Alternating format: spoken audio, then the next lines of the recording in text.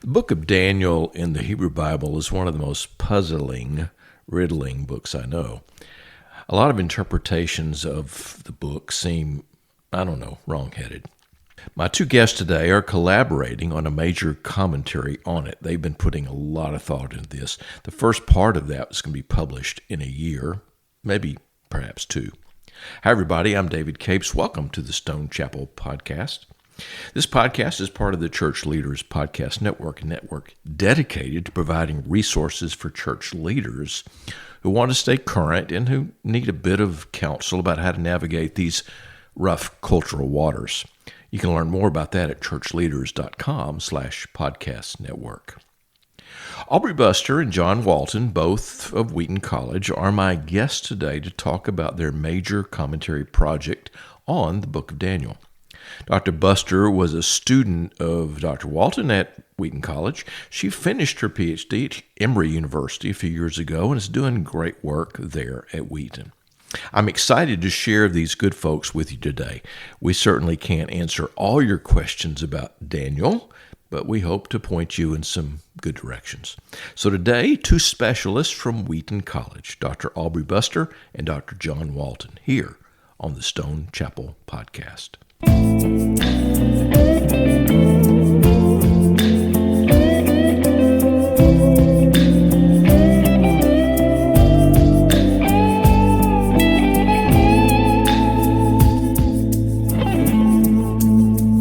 I'm Aubrey Buster, Associate Professor of Old Testament at Wheaton College.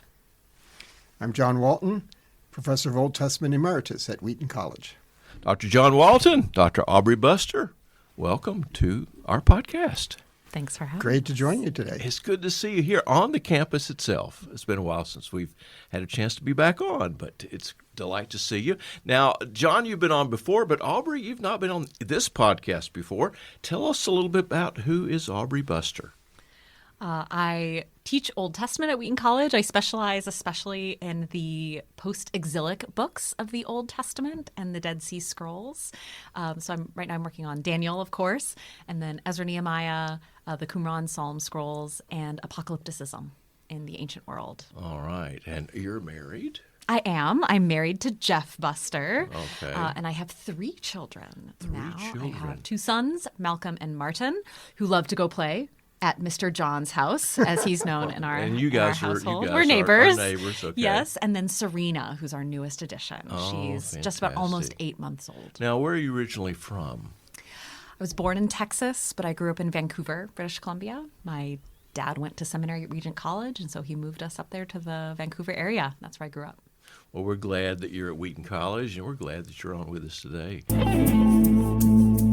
Now, you guys are not only neighbors, you're writing a commentary together. We are. You have been writing this commentary for how many years now? Seven? 7 Yeah, I years. joined in 2018. Okay. Yes, Yeah. and that was right about All right, it. John, tell us a Yeah. little bit about the commentary from your point of view, because you've written a commentary before. Yes, I have. I've not written a technical academic commentary before and really haven't necessarily been inclined to do one. But in this series, Erdman's New International Commentary on the Old Testament series, that's really what they want, a technical academic commentary.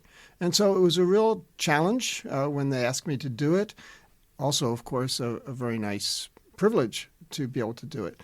And I only took it on with some trepidation. In fact, I almost gave the contract back until I thought, maybe I should have a co-author that would make it possible. That's a good idea. And I jumped down the hall and knocked on Aubrey's door. So, and Aubrey, you were home apparently when he knocked on your door. I was, yes. Okay, yeah. You regret opening the door that day? Or? You know, Daniel was a book that fit into the work that I'd been doing at that point in time. I was working on publishing my dissertation, which is on historical summaries and memory formation in Second Temple Judaism. I had somewhat intentionally avoided Daniel because it opened another can of hermeneutic worms. But when the opportunity came, one, to co-author with John. John has been a teacher and a friend of mine for many, many years. And then the chance to dive into this book that I hadn't really seriously considered before, but I knew had so many issues that were interesting for the study of Second Temple Judaism, for the study of the formation of memory for religious communities, and a book that I was so confused by. The opportunity to dive deeply into that was too tempting. Too tempting to turn down. For confusion is to dive into something and it helps. You don't always answer all your questions, but you at least give it a go, and you can answer some of those along the way. Exactly. You? My theory of commentary writing is that I'm not writing it because I know all this stuff. I'm writing it so I'll know where to find it when I want it. Yeah, exactly. That's my theory of scholarship. A scholar it's not someone who has more answers than everybody else. It's someone who has more questions. Yeah, and can find the answers. They know where to look. All right, so when I grew up, I remember getting this card that had all the books of the Bible on it. And among what were called the major prophets, there was a book called Daniel. But lo and behold, in the more original Bible, the Hebrew Bible, from which our Bible, Hebrew Bible, comes from, the Old Testament, Daniel's not mentioned among the prophets. It's mentioned in the writings. So what do you make of that, John? We studied that considerably when we were writing the introduction to try to sort out how we thought about that. And I think a major part of that is that Daniel is never referred to as a prophet in the book of Daniel. He doesn't seem to be considered a prophet by anyone. And from a literary standpoint, he never seems to introduce prophetic sayings like, "Thus says the Lord," or things of that sort. He has visions at night. He sees things, but he doesn't have necessarily the same kind of experience that some of the writing prophets do. Mm-hmm. Now, Aubrey, you're looking at the post-exilic period, and you're looking at a lot of things that are developing in that particular time. How did you begin to think about it? Is it a prophet or is it something else altogether, you think? Yeah, so I also think that has to do a little bit with how the canon of the Hebrew Scriptures came together. Daniel probably comes together as one of the latest books of the Hebrew Bible, and this is also a feature that we see in the other writings. Mm-hmm. It also contains court tales, which are a feature of other books in the writings, books like Esther, and so there are some generic similarities between other books in the writings and the book of Daniel, as well as the fact that it deals with events that occur in the 2nd century BCE. Well, the commentary that you're writing is a very substantial commentary. It's a very good commentary. It's one of those series that I recommend on a fairly regular basis, both on the New Testament and the Old Testament side of things. So it's a real privilege to be invited to do that, I suppose. It is. It was a great opportunity. And again, one that I was sort of a little anxious about, just because I knew all the work that would be required. And so together, you guys have figured out a way through all of this. Trying to depend on each other's strengths. Mm-hmm. Okay. I mean, that's the key to collaboration, not just divvying up material, but relying on each other's strengths. So you didn't say, I'll do chapter 1, you do chapter 2, I'll do chapter 3. You didn't do it that way. No, not at all. Okay. Yeah, so John, just because of the order in which he had been working on the project, generally wrote what he wanted to write. Is that an accurate way of putting it? That is. And then left what he didn't want to write. And then I looked said, at okay, it now it's your turn, and wrote what I wanted to write, and then also did the text critical. Right. And then we also did it in conversation with each other, Yes. both written, and we met weekly to discuss different passages. And so the product is genuinely blended. As I've been reading the final proofs several times, I've often forgotten myself which sections I wrote or John wrote. There was one instance where I came to John and was like, I just don't agree with this translation anymore. And we realized I had written it. So it was a blended process. I think those who know John's writing style and maybe those who know mine a little bit might be able to pick out different sections. I think that would be difficult because I can't tell anymore when I'm reading the proofs. I can't tell which one of us wrote. I remember having certain ideas, but even then, as I framed ideas, sometimes she was able to write them up in, I think, better ways. And so I really can't tell the difference. When we think about the book of Daniel, it's 12 chapters. The first part of it seems to be very different than the last part. How do you describe the two different pieces of the book? Aubrey? Daniel 1 through 6 contain the court tales. These are stories of the lives of the protagonist, Daniel, and his three friends. These are the ones that you might have heard about in Sunday school, if that was something that you did. The great stories of the golden statue and the lion's den, Daniel refusing to eat the food of the king. These stories likely served the Judeans in exile and in the centuries afterwards as they thought about what it meant to be a Judean, to be a Yahweh follower in exile, and what it meant for Yahweh to be their God in that context. It also introduces the protagonist, Daniel, who's presented as this wise character who, when he petitions God, God responds. And then the second half of the book contain apocalyptic visions that are attributed to Daniel. This is the weird part of the book, the one where he sees dream visions, monsters coming out of the sea. He receives a reading from the reliable document, how we translate the Book of Truth, it's sometimes called, that gives some insight into historical events taking place between the 4th and 2nd centuries BCE. So these are two very different types of literature, but they're generally unified by the character, Daniel, and then his three friends. And that apocalyptic literature is one of those genres of literature that's often misunderstood and misinterpreted, John. You're great about seeing things within kind of a cultural context and trying to understand it within what it is and not just trying to say, well, it reads like today's newspaper, or it reads like something that is going to be happening now in world affairs. And that's one of the tricky parts. People tend to read the apocalyptic as sort of a history of the future. But it's just as problematic when they read the court tales as if it's just a flat-out history of the past. In both cases, it's more of an interpretation of the patterns that develop. And so in the court tales, it's sort of the patterns that we see as God has worked with his people in the past. And in the apocalyptic, how those patterns unfold into the future.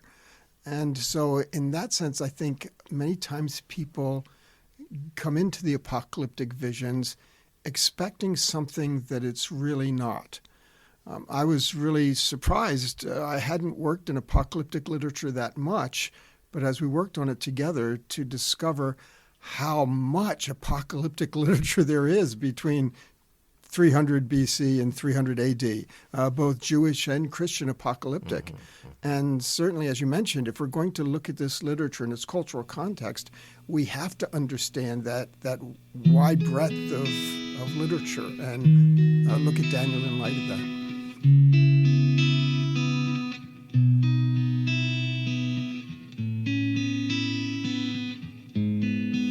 People have tried to make a connection between prophecy and apocalyptic.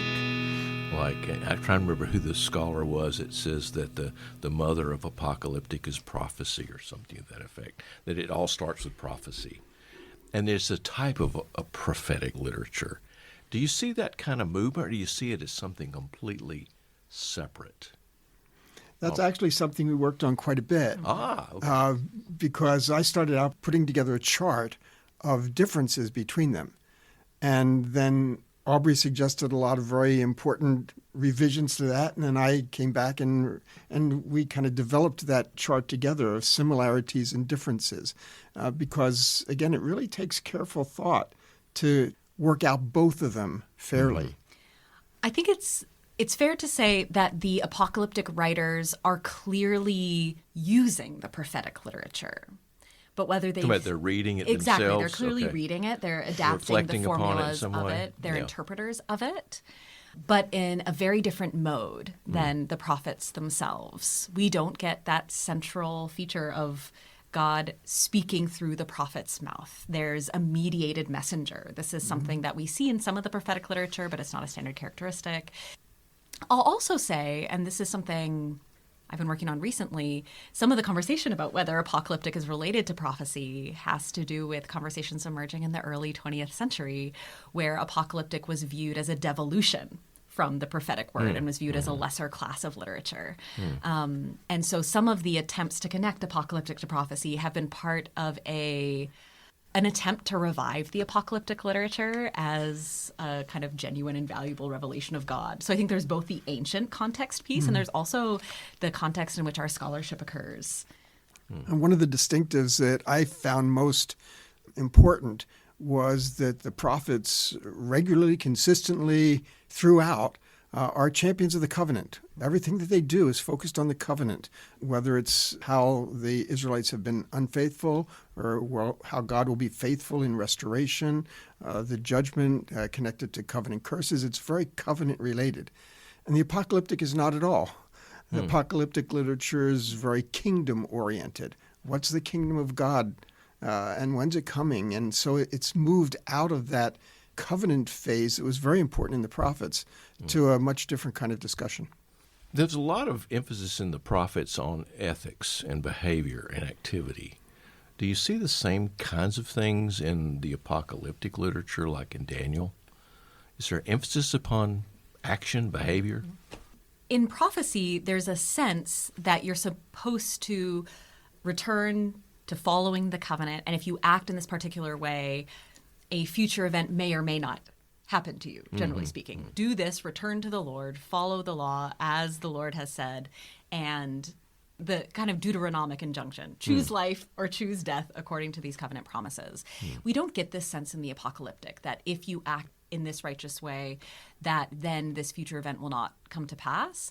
There's a deterministic element to the apocalyptic literature, which says this is the righteous way to act. This terrible thing is coming upon you anyway, but here's the right way to weather this event correctly, to reveal yourself to be one of the righteous and one of the wise. Okay. So the ethics in the prophets is due to the Torah.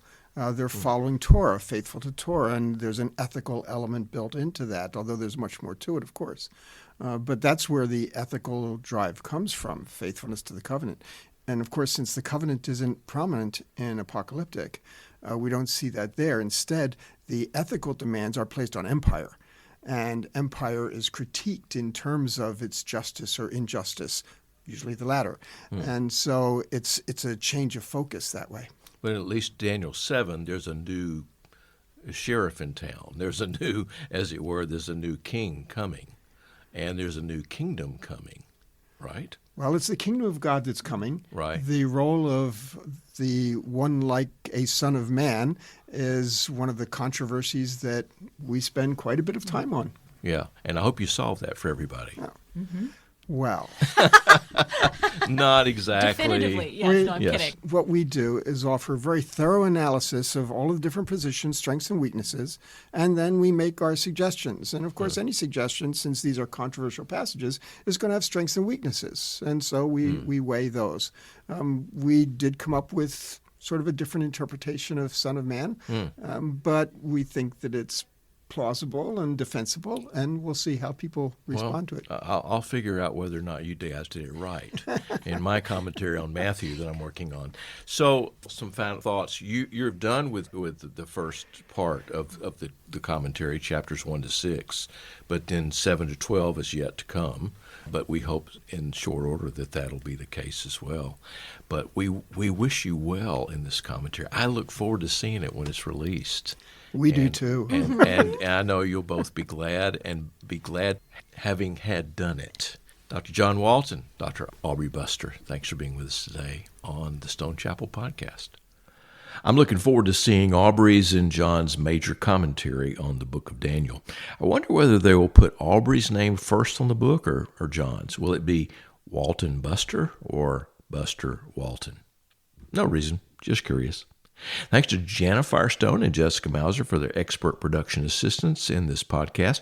Thanks to Phil Keggy and me for the music. Thanks to our audio editor, my wife, Kathy Capes. The Stone Chapel Podcast is brought to you by the good people at the Lanier Theological Library in Houston, Texas. I don't think the bad people had anything to do with it, but the good people at Lanier.